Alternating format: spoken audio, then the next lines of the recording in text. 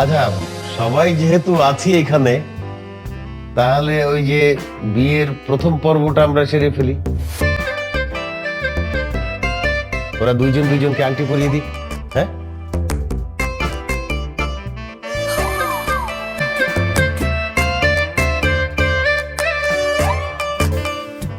এই তুমি এনে কি বসে আছো কেন? এখানে আসো, এখানে বসো। আরে না না, থাক না, আমি একদম ঠিক আছি। তুমি কি ঠিক আছো না ভালো আছো সেটা আমি খুব ভালো করে বুঝছি। তুমি এখানে আসো। এই, তোমার কথা উঠবো নাকি আমি? বড় মামা, আপনাকে না সত্যি সত্যি অনেক ধন্যবাদ। একমাত্র আপনার জন্যই আজকে অনেকদিন পর আমাদের পরিবার একটা নতুন আত্মীয়তার বন্ধনে আবদ্ধ হতে যাচ্ছে। আপনি সত্যি অনেক বড় মনের অধিকারী। সেলুট আপনার। প্রচুর বড় মনের অধিকারী। ওনার জন্য আমার ভাইয়ের জীবনটা নরক হতে যাচ্ছে। কি কার জীবন নষ্ট করছে মামা? আমি না আপনাকে জানি কি জানি বলতে চাচ্ছি। আপনার কি কার জীবন নাকি? না না বলি না চাচ্ছু, কিছু বলিনি। আচ্ছা ঠিক আছে, বাদ দে। তো আংটি পরানোর আগে আর কোনো ফর্মালিটিস তো বোধহয় নাই, তাহলে আংটিটা পরায় ফেল তোরা। বাবা, বিয়ের আগে তো ছেলেমেয়েরা একটু আলাদা কথা বলে, ভাই আর আপু কথা বললে হতো না? ও তাই নাকি? আচ্ছা ঠিক আছে, যা তোরা গিয়ে আলাদাভাবে কথা বলে আয়, যা।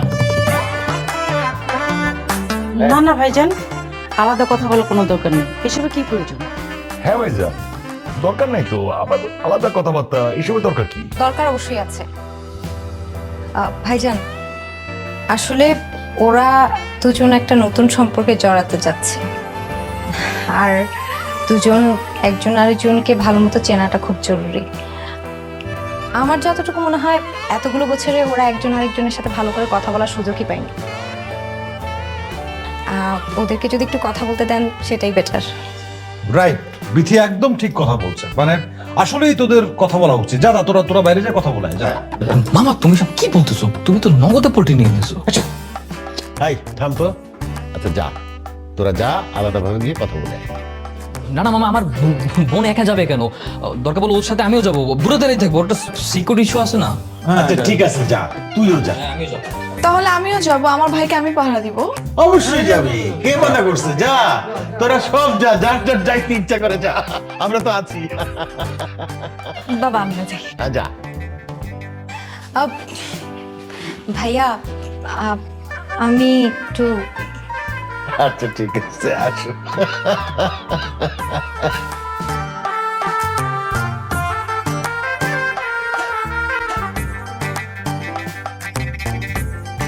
ভাইজান ফোন আসছে। আমি না, আমি একটু ফোন কথা বলে আসি। ঠিক আছে যা, সবই চলে গেল ভাইজান। তুইও যা।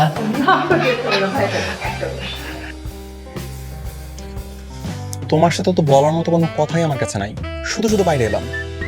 এখানে কেন বলছেন? মামার সামনে বলতেন। কথা বলার ইচ্ছেটা তো আমাদের ছিল না, তোমাদের বেশি ছিল। না, এবার ইচ্ছে পূরণ করো। শুনেন, কথা বলার প্রস্তাবটা না প্রথমে আমাদের পরিবার থেকে আসেনি, আপনাদের পরিবার থেকে এসেছিল। তাহলে তুমি বাইরে না আসলেও পারতা, আসলা কেন? আপনি কেন এলেন? দেখো, সব ফালতু কথা বাদ দাও, কাজের কথাতে আসি। তুমি এবং আমি দুজনে খুব ভালো করে জানি যে আমাদের এই বিয়ে করাটা উচিত হচ্ছে না, কারণ তুমি আমার কাজিন। আমি কেন তোমাকে বিয়ে করব? কেন বিয়ে করছেন সেটা তো খুব ভালো করে বুঝতে পারছি। সম্পত্তির লোভ, মারাত্মক লোভ। এইসব সম্পত্তির প্রতি আমার কোনো লোভ নাই, ঠিক আছে? তাহলে বিয়েটা কেন করছেন বলে দিলেই তো পারতেন। আমি স্পৃহাকে বিয়ে করব না। ওটা তো বড় চাচার মন রক্ষা করার জন্য করছি। বোঝাই যায়।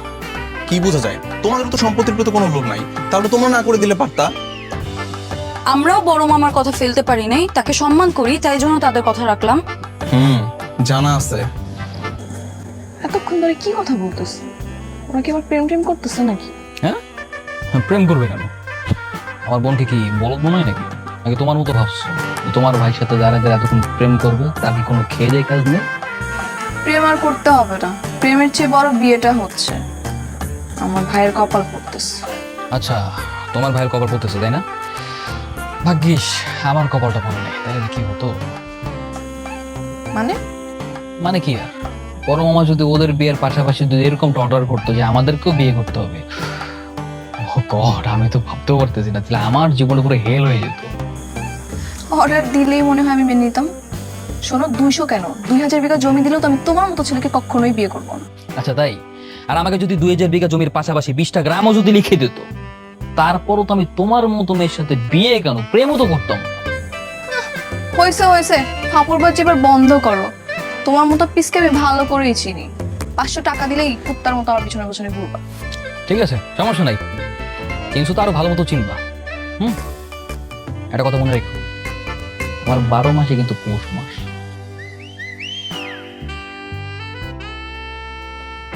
ভাইজান তুমি মিষ্টি খাও একটু আস্তে আস্তে। তুই কই যাস? এই যে এখানে একটু। তুইও যাবি নাকি হিন্দুল?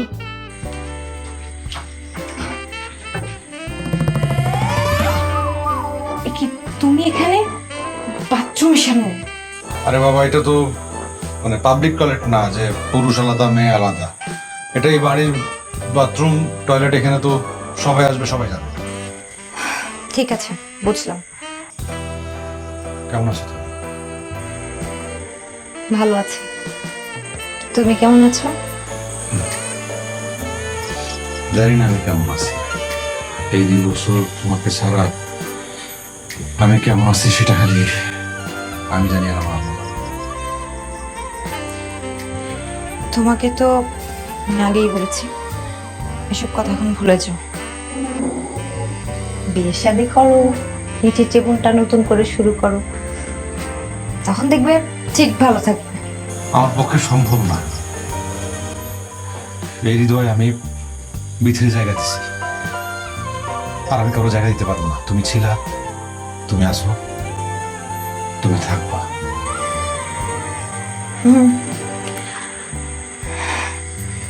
ছিলাম ঠিক আছে, কিন্তু আছি বা থাকবো ঠিক নেই সেটা, কারণ আমি এখন তোমার ভাবি। একদম একদম ফালতু কথা বলবা না, করে যায় না। একবার যারা আমি ভালোবাসছি, আমার কলিজায় জায়গা দিছি, আমার হৃদয়ে জায়গা দিছি, তারা আমার ভাবিটাকে আমার পক্ষে সম্ভব না।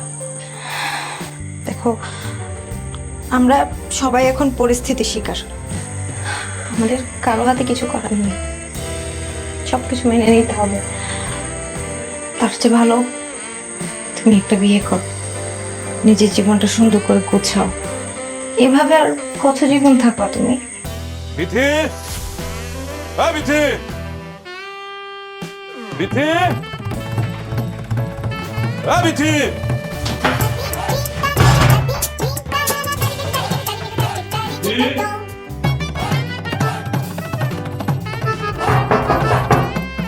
বিথি, হ্যাঁ বিথি।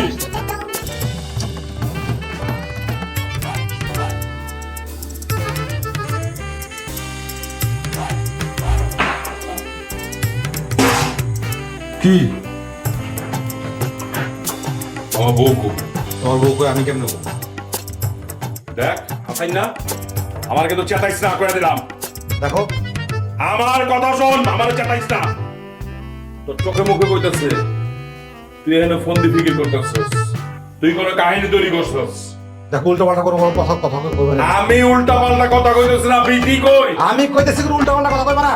এই উল্টা পাল্টা কথা কি আমার বউ? আমার বউ ও কই, আমি কেমন জানি? আমি কি তোমার বউর পাহারাদার? হাসান না। এই হাসান, আমার বউ কো?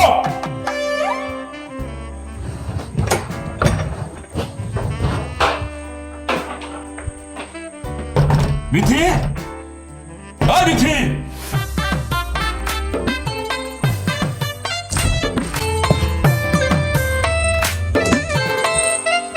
বিথি,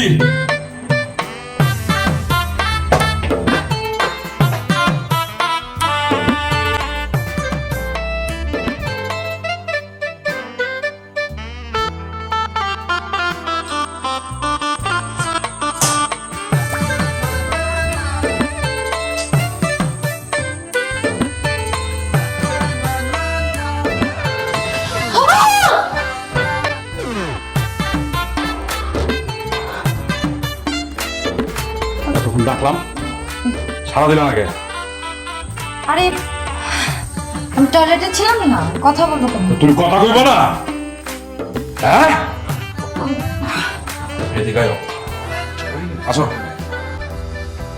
ওই যে আসছি। আরে বসো বসো। এই কি হয়েছে রে তোদের?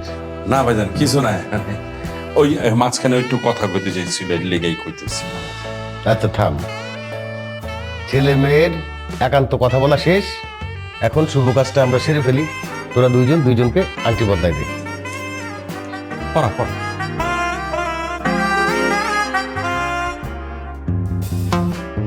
এই আংটিটা দেখি।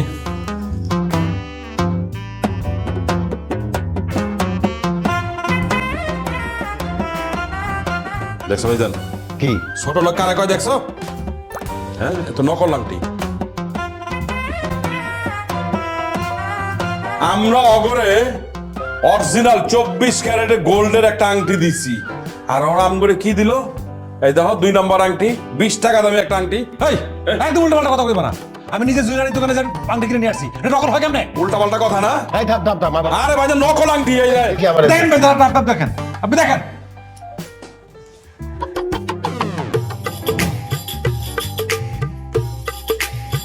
কি রে হাসান, হ্যাঁ সত্যি তো এটা নকল আংটি? নকল? হ্যাঁ, যেমন মানুষ তাদের তেমন কর্ম। দেখছো চাচু, একটা এঙ্গেজমেন্টের রিং সেটাও দিয়েছে নকল। তাহলে ভাবো আমার ভাইয়ের ভবিষ্যৎটা কেমন হতে পারে। থাম, এত কথা বলিস না। সামান্য একটা আংটি ওটা নকল কেন দিতে যাবে? হাসান যখন আংটিটা নিয়ে আসছে, আমি নিজে দেখছি এটা অরিজিনাল সোনার আংটি ছিল। নিশ্চয়ই কেউ বদলাইছে এটা। হ্যাঁ মামা, নিশ্চয়ই কেউ না কেউ বদলাইছে, কারণ আমি এই আন্টিটা নিজে টেবিলের উপরে রেখেছিলাম। ঠিক আছে, যা হবার হয়েছে সামান্য আংটি তো, এটা নকল ওরা করবে না।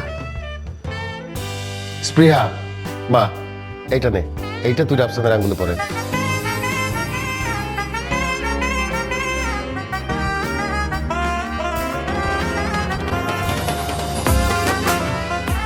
আলহামদুলিল্লাহ।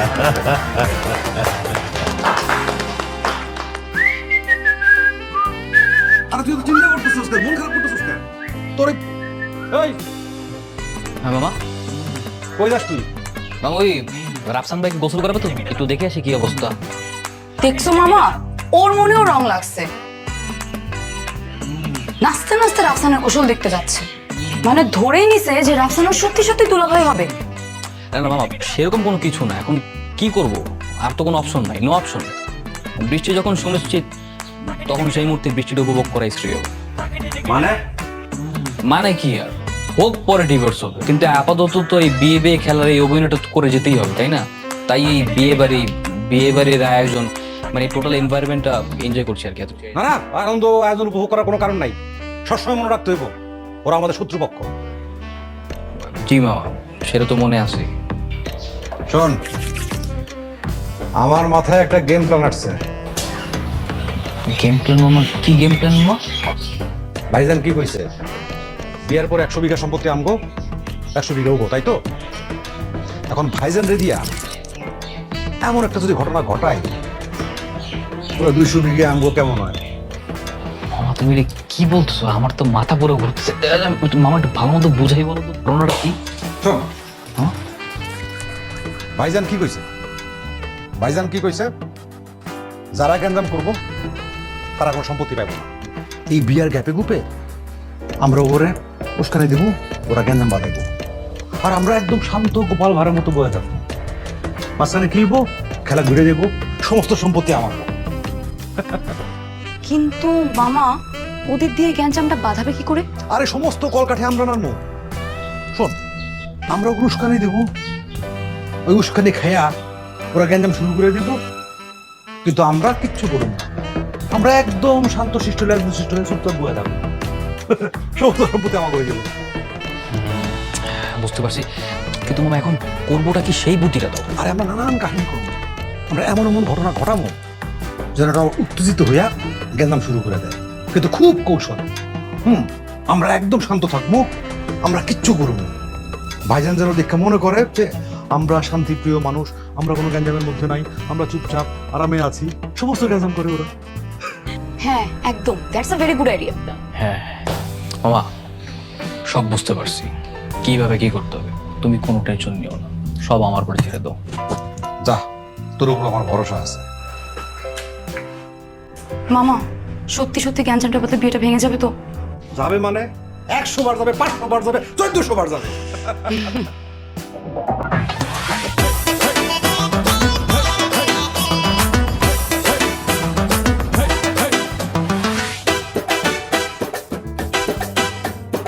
আশ্চর্য, তুমি আমার গ্রামে চলে আসছো? তুমি কি পাগল হয়ে গেছো? এই গ্রামে এসেছি শুধুমাত্র তোমার জন্য। আমি কিন্তু তোমার বাড়ির ভিতরে ঢুকে যাবো, তোমার ওই খারাস বড় মামাকে বলে তোমাদের বিয়েটা ভেঙে দিব। মামা অলওয়েজ গান নিয়ে ঘোরে, তুমি যদি মামার সামনে যাও তোমার বুকটা ঝাঁঝরা করে দিবে, তখন ভালোবাসা জানালা দিয়ে পালাই যাবে। কিন্তু স্প্রিয়া, আমি যে তোমাকে অনেক ভালোবাসি, তোমার বিয়ে হয়ে যাবে এটা তো আমি কখনোই মেনে নিতে পারবো না। আরে বিয়েটা হচ্ছে আবার হচ্ছে না। হচ্ছে আবার হচ্ছে না মানে? আরে বিয়েটা হচ্ছে 200 বিঘা সম্পত্তির জন্য। যখন জমি জমা সব লেখালেখি হয়ে যাবে তখন আমি ওকে ডিভোর্স দিয়ে দিব। তুমি আবার ডিভোর্সও দিয়ে দিবে? কিন্তু তোমাকে তো কবুল বলতে হবে। হোক না। তোমাদের তো ওর বাসায় বউ হিসেবে যেতে হবে। হোক। বাসরও তো হবে। হোক না। আরে বাসর হয়ে যাবে কি বলতেছো সব? হ্যাঁ, আমার ভালোবাসা মানুষের অন্য একজনের সাথে বাসর হয়ে যাবে, তা আবার শুধুমাত্র সম্পত্তির লোভে? এটা আমি কখনো মেনে নিতে পারবো না। আস্তে কথা বলো। আচ্ছা, আমি বিয়ের আগে কিছু একটা করে বিয়েটা ভেস্তে দেওয়ার ট্রাই করছি, কিন্তু যদি সেটা না হয় তাহলে যা হচ্ছে হতে দিতে হবে। যা হচ্ছে হতে দিতে হবে মানে? দেখো, তুমি এক কাজ করো, তুমি আমাকে তোমার বাড়ির ভিতরে নিয়ে যাও আর বলো যে আমি তোমার ফ্রেন্ড, আমি তোমার অলওয়েজ আশেপাশে থাকবো, আমি দেখবো তুমি কি কি করো। তোমার না আসলেই মাথা নষ্ট হয়ে গেছে। তুমি যদি এখন বাড়ির ভিতরে ঢুকো, মামা আমার কলাটা ঘাট থেকে আলাদা করে ফেলবে। ঠিক আছে, তুমি যদি আমার বাড়ির ভিতরে না যেতে দাও, আমি বাইরেই থাকবো, আমি অলওয়েজ তোমার আশেপাশে থাকবো আর সবসময় খোঁজ খবর রাখবো যে তুমি কি কি করো। তোমার যা ইচ্ছা তুমি তাই করো, কিন্তু এখন যাও প্লিজ। শোনো, আই লাভ ইউ।